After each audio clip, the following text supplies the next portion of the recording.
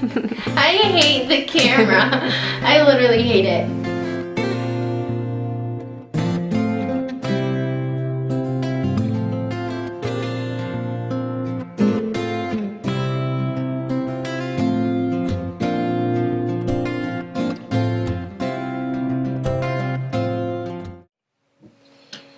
My freshman year in high school, I started going down the wrong path, and I started hanging out with the wrong people, and I'd always been like a good kid and had a pretty decent relationship with my parents.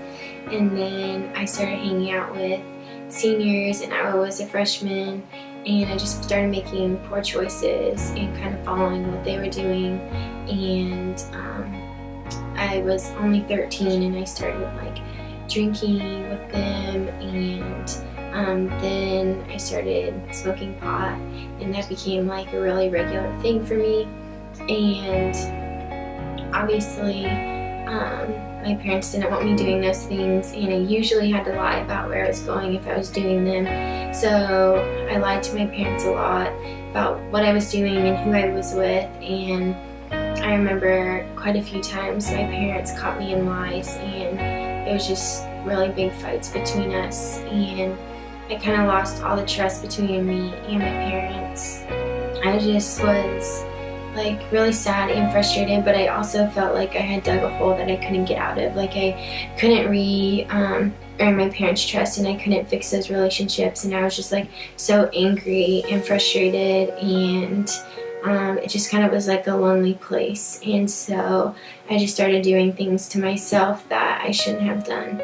I ended up going to a new soccer team in the spring, and there was actually some really cool girls on that team who kind of reached out and just were just good influences in my life. And I had some really dark moments my freshman year, just because I knew what I was doing was wrong, and I was completely ruining all the good relationships that I had. And then with those good influences in my life, I ended up kind of turning things around, and I stopped doing those things, not necessarily because I don't know what to say, not because just because I just knew they were wrong, you know? Megan, or Mouse, as she's well known by everyone here, and actually was a nickname that she had in high school.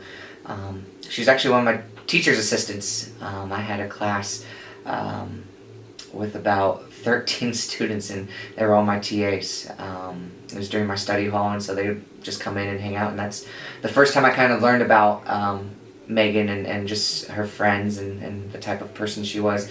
You know, kind of off to herself, but at the same time she had friends that she hung out with quite a bit, and ones that were close, and it was just interesting to see, to be able to see her come to Mount Vernon. It was a pleasant surprise because I knew how good of a player she was, and I'd seen her play a few times, and so it was one of those things where I knew we wanted her on the field, but I knew her,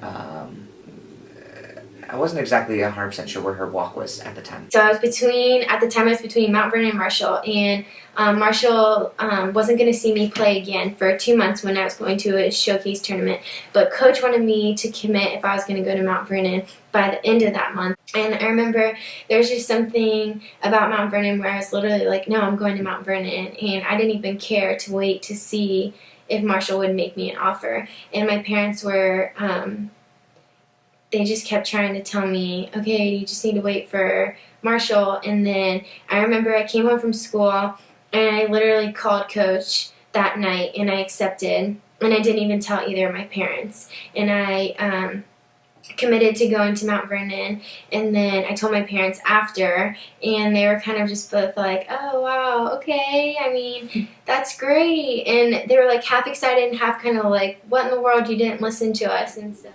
It was interesting just to see that mindset her freshman year kind of shift from one being wanting to be gone to transfer to get out, to kind of progress into, okay, maybe there's something more, and some unfinished business that I still have here, and areas that I want to progress and improve on. I guess I was like trying to live like two lives, because when I came here freshman year, that summer before, I'd kind of gotten back into the whole like lifestyle I had lived in high school, and then I came here and it was completely different. You know, I'd never been part of like the Christian world before. I was still like living that lifestyle, but then also I was almost ashamed to like live that lifestyle here. So I would like go home and do those things, or, you know, especially when season was over, like that's kind of what I dove into, is like doing all those things. But then I would come back here and I was like ashamed of it, and so to her, like I kind of like covered that all up, and I guess it was just like more, I was just sad because, and frustrated with myself because I was trying to live like two different lives. God has truly grabbed a hold of her heart, and that is a major priority for her. I know she went on a mission trip, and it's awesome to see how much of an influence she has now on this team, especially underclassmen. After I had decided to stay, I got a message from Luke Seifert saying he was excited that I was staying at Mount Vernon, and now he is my boyfriend of 2.5 years. At the beginning of our relationship, I still was that person. I wasn't necessarily doing all those things, but I had those desires. I would say my defining moment was when Luke kind of was like fed up with how I was acting and like what I wanted, and I had to kind of decide if I wanted to continue that way or if I wanted to be with him. And I realized how much he cared about me and wanted to be with me.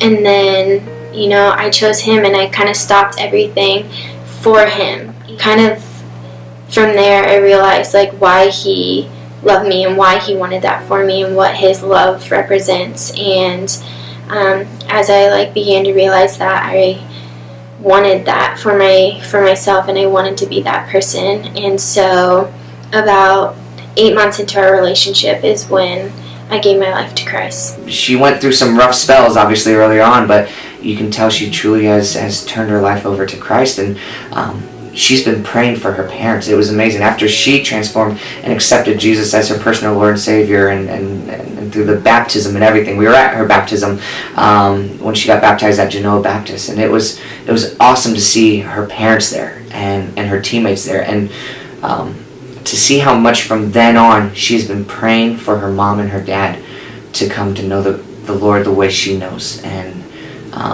she would be the first one to tell you she didn't grow up in a quote-unquote strong Christian household, and it's something that she wants her mom and dad to be able to see the light. Okay, there's just a lot bigger purpose now, and I'm just so much happier. I'm just a happier person. I feel like my relationships are so much better, and I really don't have a lot of the same relationships that I had before, but the ones I have now just mean so much more.